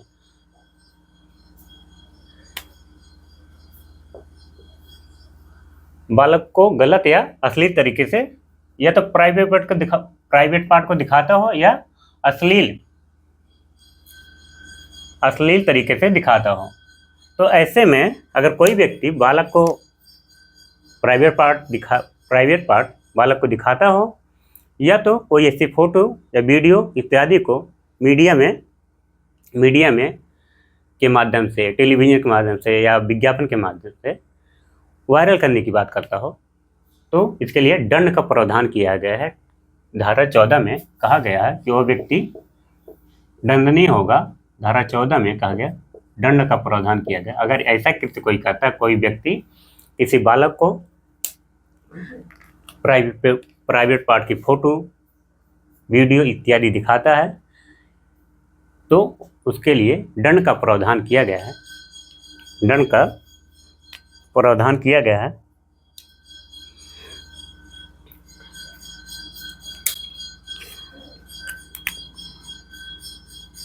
फर्स्ट बार में, पहली बार में अगर दोषी पाया जाता है, अभियुक्त पाया जाता है, दोषी पाए जाने पर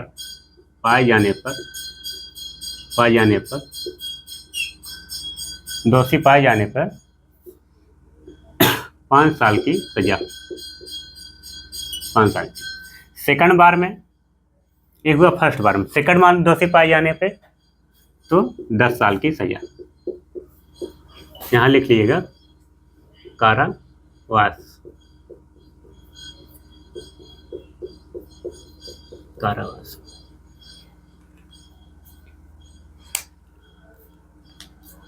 5 साल, पहली बार में 5 साल का। अगर व्यक्ति पहली बार इस तरीके से किसी बच्चे को, किसी बालक को दिखलाता है, अश्लील साहित्य चित्र दिखाता हो, फोटो दिखाता हो, वीडियो दिखाता है, या मीडिया में प्रचार प्रसार करने की बात करता हो, तो ऐसा कोई कृत्य करता है, ऐसा आपराधिक कृत्य करता है, तो पहली बार में दोषी पाए जाने पर उसे 5 साल का कारावास, सेकंड बार में पाए जाने पर उसे 7 साल का कारावास। यहाँ पर लिख लीजिए सेकंड, फर्स्ट बार में पाए जाने, वही बात है, सेकंड बार 7 साल की सजा। यहाँ देखिएगा, यहाँ 7 साल का लीजिए, 7 साल का कारावास। आइए इसके आगे का सेक्शन देख लेते हैं। धारा 15 कहता है बालक से संबंधित अश्लील साहित्य सामग्री को भंडार करना, इकट्ठा करना, स्टोर करना। अगर कोई व्यक्ति बालक से संबंधित कोई अश्लील सामग्री हो, जैसे पोर्नोग्राफी हो, फोटो हो, वीडियो हो, इत्यादि को अगर एकत्रित करता है, अपने पास रखता है, भंडार करता है, स्टोर करता है, तो उसके लिए पहली बार अगर ये गलती करता है, पहली बार दोषी पाए जाने पर उसे 5,000 का जुर्माना। पहली बार गलती किया तो 5,000 का आर्थिक दंड। सेकंड बार पुनरावृत्ति, इसी गतिविधि का पुनरावृत्ति करता हो, आपराधिक गतिविधि का पुनरावृत्ति करता, सेकंड बार में उसे 10,000 का जुर्माना देना पड़ेगा। सेकंड बार में 10,000 का जुर्माना। अगर प्रचार करता हो, कोई पोर्न सामग्री है किसी बालक की, उसको प्रचार करता हो मार्केट में, सार्वजनिक स्थल पे, तो उसे 3 साल का जुर्माना, 3 साल की सजा प्लस जुर्माना से, जो न्यायालय द्वारा निर्धारित किया जा सके। प्रचार अगर करता हो तो 3 साल का जुर्माना, या भंडार जब करता हो, केवल भंडार करता हो, किसी बालक संबंधी कोई फोटो है पोर्नोग्राफी टाइप की या वीडियो हो, उसको इकट्ठा करता है, तो उसे पहली बार अगर इस दोषी पाया जाएगा तो 5,000 का जुर्माना, सेकंड बार अगर पाया जाएगा उससे 10,000 का जुर्माना पाया जाएगा। अगर एक बार में सुधरा नहीं, एक बार तो देख के छूट गया कि नहीं दोबारा ऐसी गलती नहीं होगी या ऐसा दोबारा कृत्य नहीं किया जाएगा, किंतु फिर भी वो उस कार्य की पुनरावृत्ति करता है, तो उसे 10,000 का जुर्माना देना पड़ेगा। अगर उस फोटो का प्रचार प्रसार करता है या वीडियो का प्रचार करता है पब्लिक प्लेस में, तो उसे 3 साल की सजा प्लस जुर्माना, जो कोर्ट द्वारा निर्धारित किया, न्यायालय द्वारा जो उचित मानकर निर्धारित किया जाएगा, उसे देना पड़ेगा।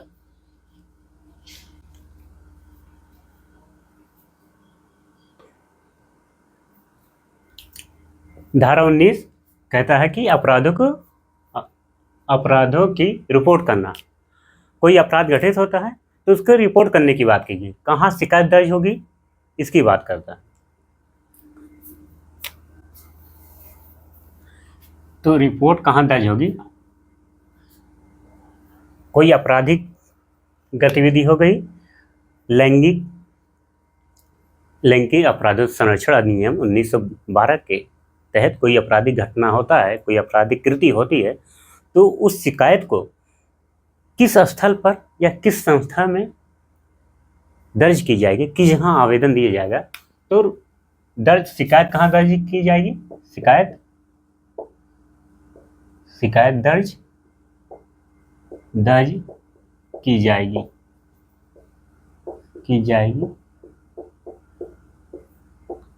कहाँ पे?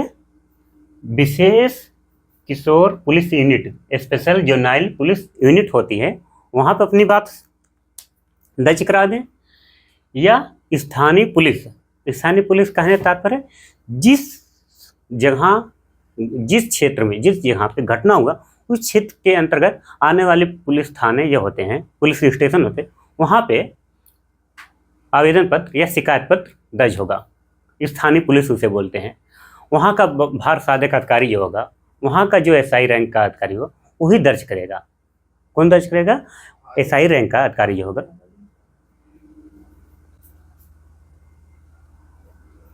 एसआई रैंक का जो व्यक्ति होगा, जो भार साधक अधिकारी होगा, वही उस शिकायत को दर्ज करेगा जिस क्षेत्र में उस घटनाओं का घटित होना पाया जाता है। धारा 19 यही कहते हैं कि अपराध की रिपोर्ट करना, अपराध की शिकायत करना। शिकायत कहाँ होगा? तो विशेष किशोर पुलिस यूनिट होती है वहाँ पे, या तो जिस क्षेत्र में घटना घटित हुई उस क्षेत्र के अंतर्गत आने वाले पुलिस थाने में, पुलिस स्टेशन में शिकायत दर्ज करें। कहाँ पे दर्ज करेंगे? भार साधक अधिकारी जो होगा एसआई रैंक का, वही करने में इसको दर्ज कराएगा।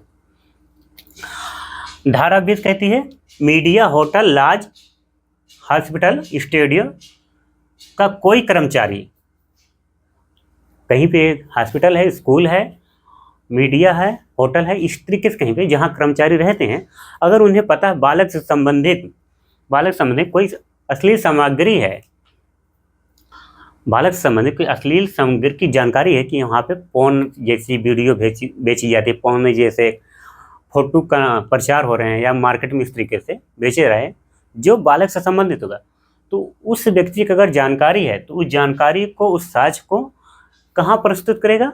तो शिकायत कर सकता है, बता सकता है एक जिम्मेदार नागरिक के तौर पे।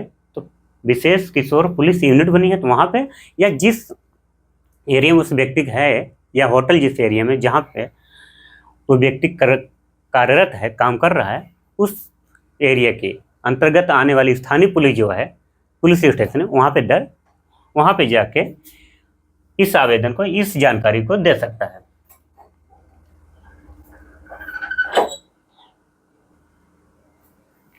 धारा 22 के अंदर कहा गया है कि इस अधिनियम के पास्को एक्ट जो अधिनियम है 2012 का, उसके अंतर्गत अगर कोई झूठा आरोप लगा देता है कि किसी बालक के साथ या बालक साथ एवं निष्पीड़न किया जाता है, एवं शोषण किया जाता है, या उसके पोर्न वीडियो इत्यादि को, प्राइवेट पार्ट को दिखाता है, ऐसा कोई झूठा आरोप अगर लगा देता है तो इसके लिए धारा 22 यही कहती है कि झूठा आरोप लगाने के लिए दंड का प्रावधान किया गया है। दंड का प्रावधान किया गया है कि 6 माह का जेल प्लस जुर्माना। अगर झूठा आरोप लगा दिया गया है, झूठा केस कर दिया गया है, अगर इस जांच में ये साबित हो गया कि ये जो आरोप लगाया गया है वो असत्य है, तो इसके उपरांत उसे दंड का भागीदार बनना पड़ेगा जो झूठा आरोप लगाया था। और उस दंड की जो अवधि होगी मिनिमम 6 माह होगी। कितना दंड कितने दिनों को मिलेगा? दंड 6 माह का, प्लस फाइन की भी हो सकता है, जुर्माना भी लगा दे। एक कोर्ट के विवेक के ऊपर निर्भर करता है जुर्माना। 6 माह या प्लस जुर्माना भी लगा सकता है, जैसा कोर्ट चाहे या कोर्ट जो उचित समझे। नेक्स्ट धारा देखते हैं। धारा 24 में कहा गया है बालक की स्टेटमेंट, बालक का अभिकथन को रिकॉर्ड करना। उसे बालक के साथ घटनाएं होती हैं, तो बालक जब घटनाएं होती है तो सर्वप्रथम क्या होता है, उसकी स्टेटमेंट की क्या क्या प्रॉब्लम आपके साथ हुआ, तो उसका मानसिक शोषण हुआ, लैंगिक उत्पीड़न हुआ, तो बताता है, अपनी बात को रिकॉर्ड करता है। किसके सामने? वो पुलिस यहाँ पर होगा कि अब स्टेटमेंट को रिकॉर्ड करना। कौन रिकॉर्ड करेगा? रिकॉर्ड कौन करेगा? एसआई रैंक की महिला, कौन? महिला एसआई, महिला इंस्पेक्टर। यहाँ लिखिएगा कौन करेगा स्टेटमेंट रिकॉर्ड? कौन करेगा? महिला इंस्पेक्टर, महिला इंस्पेक्टर जो जो यहाँ ध्यान देने योग्य बात है, जो सब इंस्पेक्टर रैंक से कम ना हो। कहने का तात्पर्य कम से कम वो सब इंस्पेक्टर हो, उपनिरीक्षक हो, जो महिला रिकॉर्ड स्टेटमेंट को करेगी, महिला इंस्पेक्टर होगी, महिला अधिकारी होगी, उसकी रेंज होगी सब इंस्पेक्टर से नीचे नहीं होनी चाहिए। और रिकॉर्ड कहाँ पे करेगी? बालक की स्टेटमेंट, बालक के घर पे, अमूमन वो जहाँ रहता वहाँ, या तो बालक जहाँ उचित समझे, जहाँ उसे अच्छा लगे, जहाँ सहजता महसूस हो, उसकी पसंद की जगह पे स्टेटमेंट रिकॉर्ड होंगे। धारा 24 याद रखिएगा, बहुत ही वेरी वेरी इंपॉर्टेंट है। तो इसमें बालक की स्टेटमेंट रिकॉर्ड किए जाएंगे और रिकॉर्ड कौन करेगा? ईसाई रैंक की महिला इंस्पेक्टर करेगी। और रिकॉर्ड कहाँ का? वो स्थल है, स्थल यही है कि स्थान, ये स्थान आप ये रखिएगा, अगर स्थान याद रखिएगा किस स्थान पर रिकॉर्ड होगा, तो जहाँ बालक चाहे, या बालक के घर, या जहाँ बालक का जहाँ पसंद हो, बालक के मन पसंद के स्थल पे ही स्टेटमेंट को रिकॉर्ड किया जाएगा। इसमें एक बात और ध्यान देने योग्य है कि जब ये स्टेटमेंट रिकॉर्ड एसआई करेंगी, महिला इंस्पेक्टर करेगी, तो इसमें कहा जाता है कि थाने में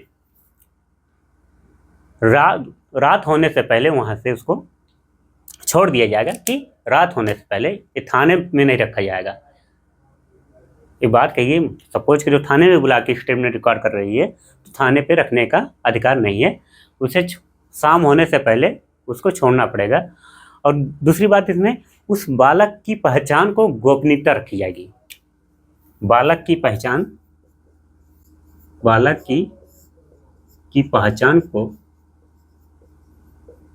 को गुप्त रखा जाएगा।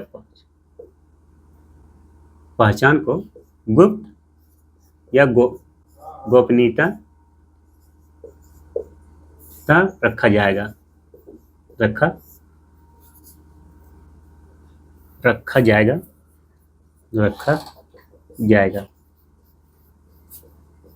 जिससे गोपनीय रखने की बात की गई है, क्योंकि भारतीय संविधान भी कहता है प्रत्येक व्यक्ति का गरिमापूर्ण जीवन जीने का अधिकार है। प्रत्येक व्यक्ति की गरिमापूर्ण जीने की अधिकार प्राप्त है। उन्हें प्रतिष्ठा उसकी है कि उसका सम्मान होता है समाज में, ताकि उसके भावनात्मक क्षति उसका न पहुँचे, जिस समाज में वो कलंकित महसूस ना करे। इस तरीके से उसकी पहचान को गुप्त रखा जाएगा, गोपनीयता तरीके से रखा जाएगा। आगे के देख लेते हैं सेक्शन, उम्मीद करते हैं सेक्शन 24 तो समझ में आ गया होगा। आगे के सेक्शंस हैं धारा 25 कहती है कि मजिस्ट्रेट के द्वारा स्टेटमेंट को रिकॉर्ड करना। अभी तो ऐसा ही कर रही थी, अब रिकॉर्ड करना। अब रिपोर्ट पुलिस के आधार पर रिपोर्ट गई कोर्ट में, कोर्ट के द्वारा अब रिकॉर्ड कराया, मजिस्ट्रेट के द्वारा रिकॉर्ड कराया जाएगा बच्चे की स्टेटमेंट को। इसमें बच्चे की स्टेटमेंट को रिकॉर्ड कराया जाएगा। रिकॉर्ड कराते समय जो आरोपी है उसको वहाँ अनुपस्थित नहीं रहेगा। बालक की स्टेटमेंट जब रिकॉर्ड हो रहा है तो आरोपी पक्ष है, जो प्रतिवादी है, वो वहाँ पे उपस्थित नहीं रहेगा। और बालक के साथ जो सहजता महसूस करे, उसके माता पिता कोई अभिभावक तौर पे वहाँ पर उपस्थित हो, जिससे वो असहज महसूस न करे। और स्टेटमेंट रिकॉर्ड कहाँ की है? ये बंद कमरे में होगा, सार्वजनिक तौर पे नहीं होगा, बंद कमरे में, जिससे बालक अपनी स्टेटमेंट को सही तरीके से व्याख्यात कर सके।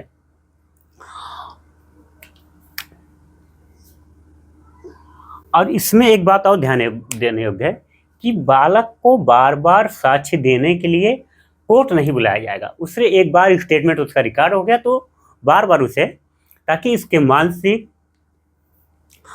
मानसिक तौर पे, भावनात्मक तौर पे उसका शोषण ना हो सके, वो पीड़ित ना हो सके, जिससे उसका पुनर्वास न कराना पड़े।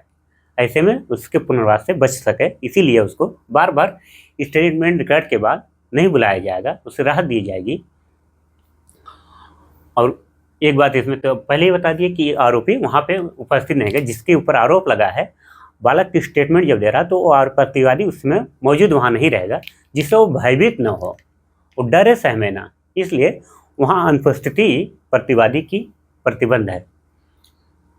धारा 25 याद करिएगा। 24 में कहा गया है कि स्टेटमेंट सब इंस्पेक्टर करेंगे, 25 में मजिस्ट्रेट के द्वारा होगा। 27 में कहा गया मेडिकल टेस्ट होगा, चिकित्सीय परीक्षण होगा। इसमें क्या होगा, चिकित्सीय परीक्षण की बात की गई है धारा 27।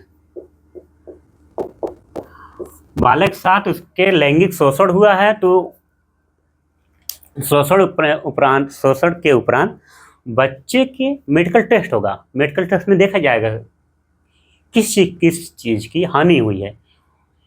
ये मेडिकल टेस्ट जब कराने जाएगा तो वहाँ पे अगर बालक है तो पुरुष होगा, बालक अगर है तो पुरुष होगा, अगर महिला है तो वहाँ पर महिला डॉक्टर का होना अनिवार्य है। साथ ही साथ क्या है, अभिभावक, साथ ही साथ उस लड़की के साथ अभिभावक भी मौजूद रहें। कौन रहे, अभिभावक भी मौजूद रहें, उसके माता पिता या कोई संरक्षक जो उसका वो भी मौजूद है जब मेडिकल हो रहा हो। धारा 28 कहती है, धारा 28 स्पेशल कोर्ट की बात करती है, विशेष न्यायालय की। विशेष न्यायालय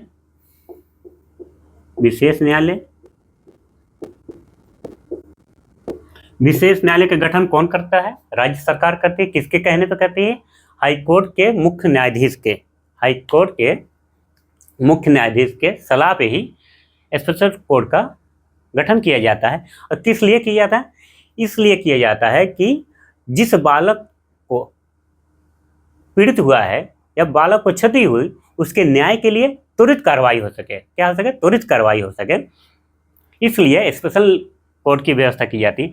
ये स्पेशल कोर्ट सेशन कोर्ट के अधीन कार्य करते हैं। जैसे सेशन कोर्ट कार्य करती है उसी को ही स्पेशल कोर्ट के रूप में परिवर्तित कर दिया जाता और वो त्वरित न्याय के लिए इसके निर्णय 1 साल के भीतर आ जाए। जिस दिन से सुनवाई शुरू हुई उसी के एक वर्ष के भीतर इसको निस्तारण करना अनिवार्य हो जाता है। स्पेशल कोर्ट धारा 28 में है। धारा 32 कहती है विशेष लोक अभियोजन। स्पेशल पब्लिक प्रोसिक्यूटर, और इसी को बोलते हैं सरकारी वकील। और सरकारी वकील इसी का नाम होता है, आप लोग सुने होंगे, एपीओ भी बोलते हैं।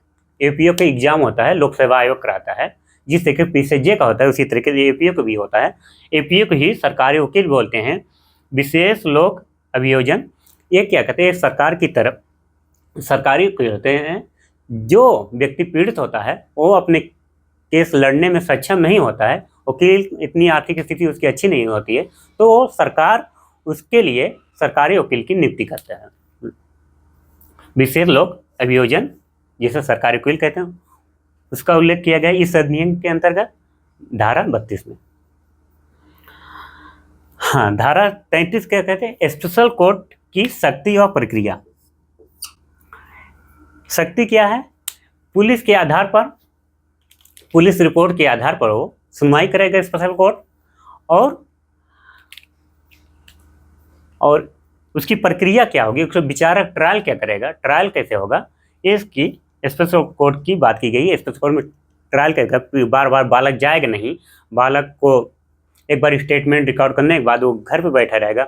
बालक की सुनवाई जो होगी वो बंद कमरे में होगी अगर लैंगिक शोषण हुआ है, ये नहीं पब्लिक से, ये इसकी शक्ति होती है। ये प्रक्रिया है, और प्रक्रिया क्या है, 1 साल के भीतर ही निर्णय देना होता है। कितने, 1 साल के भीतर ही स्पेशल कोर्ट की जो शक्ति या प्रक्रिया होती है उसके अंतर्गत शक्ति प्राप्त है 1 साल के भीतर इस मामले को निस्तारण कर देना है। धारा 33 समझ में आ गया होगा, उम्मीद करते हैं। स्पेशल कोर्ट की शक्तियां हैं कि वो त्वरित न्याय करके बच्चों को न्याय दिया जाए जिससे न्यायिक सर्वोच्चता बनी रहे।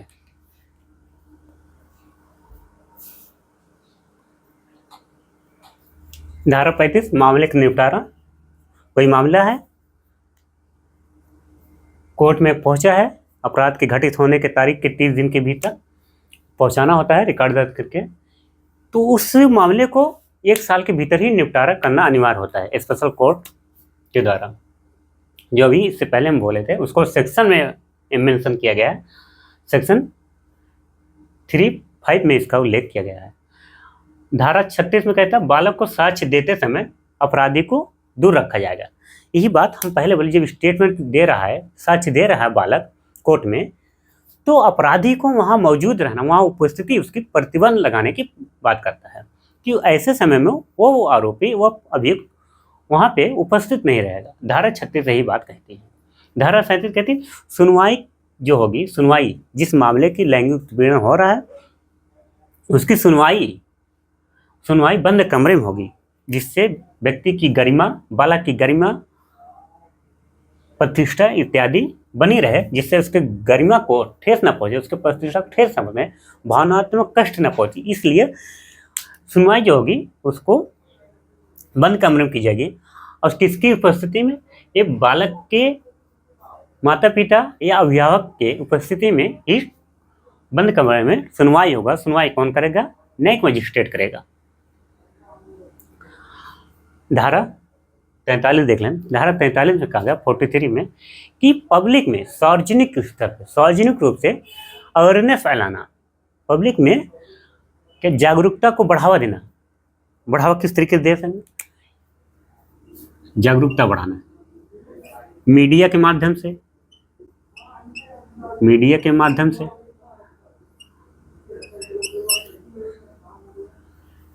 फेसबुक से, ट्विटर से इत्यादि से,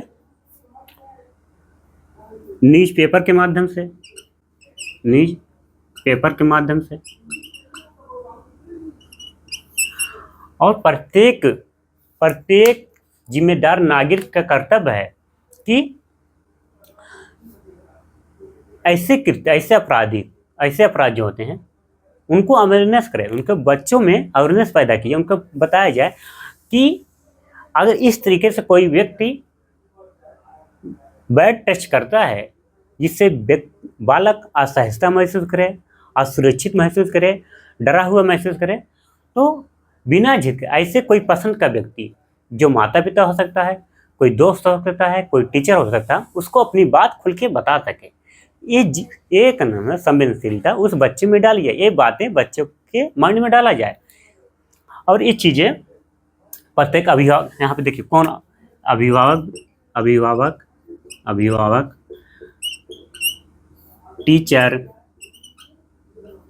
टीचर इत्यादि का काम है। आमिर खान साहब का एक प्रोग्राम आता था सत्यमेव जयते, उसमें वो बहुत अच्छा कार्य कर रहे थे, वो अवेयरनेस फैला रहे थे। वो 10 से 12 साल के बच्चे रहते हैं, वहाँ पे बताते कि अगर किसी ब्रेस्ट या सीने पे कोई व्यक्ति टच करता है बालक के, वहाँ बताते बेटा, अगर छोटी छोटी बच्चियाँ थी उनको बताते कि अगर यहाँ पे टच करते हैं, कि अगर सीने पे स्पर्श करते हैं तो इंटेंशन क्या है टच करने का। अगर माता पिता हैं तो प्यार से करेंगे। वो बोले कि इस तरीके से कोई भी व्यक्ति हो सकता है, अगर वो बैठ टीचर असहजता, डर लग रहा है, तो बिना झिझके, बिना संकोचे अपने माता पिता या जिससे वो बच्चे सहजता महसूस करें उसे वो बता सकें। वो बहुत अच्छा प्रोग्राम था जो एक अवेयरनेस का कार्य करता था, जागरूकता बढ़ाने का कार्य करता था। ऐसे सरकार को और एक जो जिम्मेदार नागरिक है उनका भी कर्तव्य है कि समाज में ऐसी जागरूकता फैलाई जाए जिससे ऐसे अपराध, ऐसी गतिविधि में नियंत्रण लगा सके और ऐसे अपराध में कमी लाई जा सके।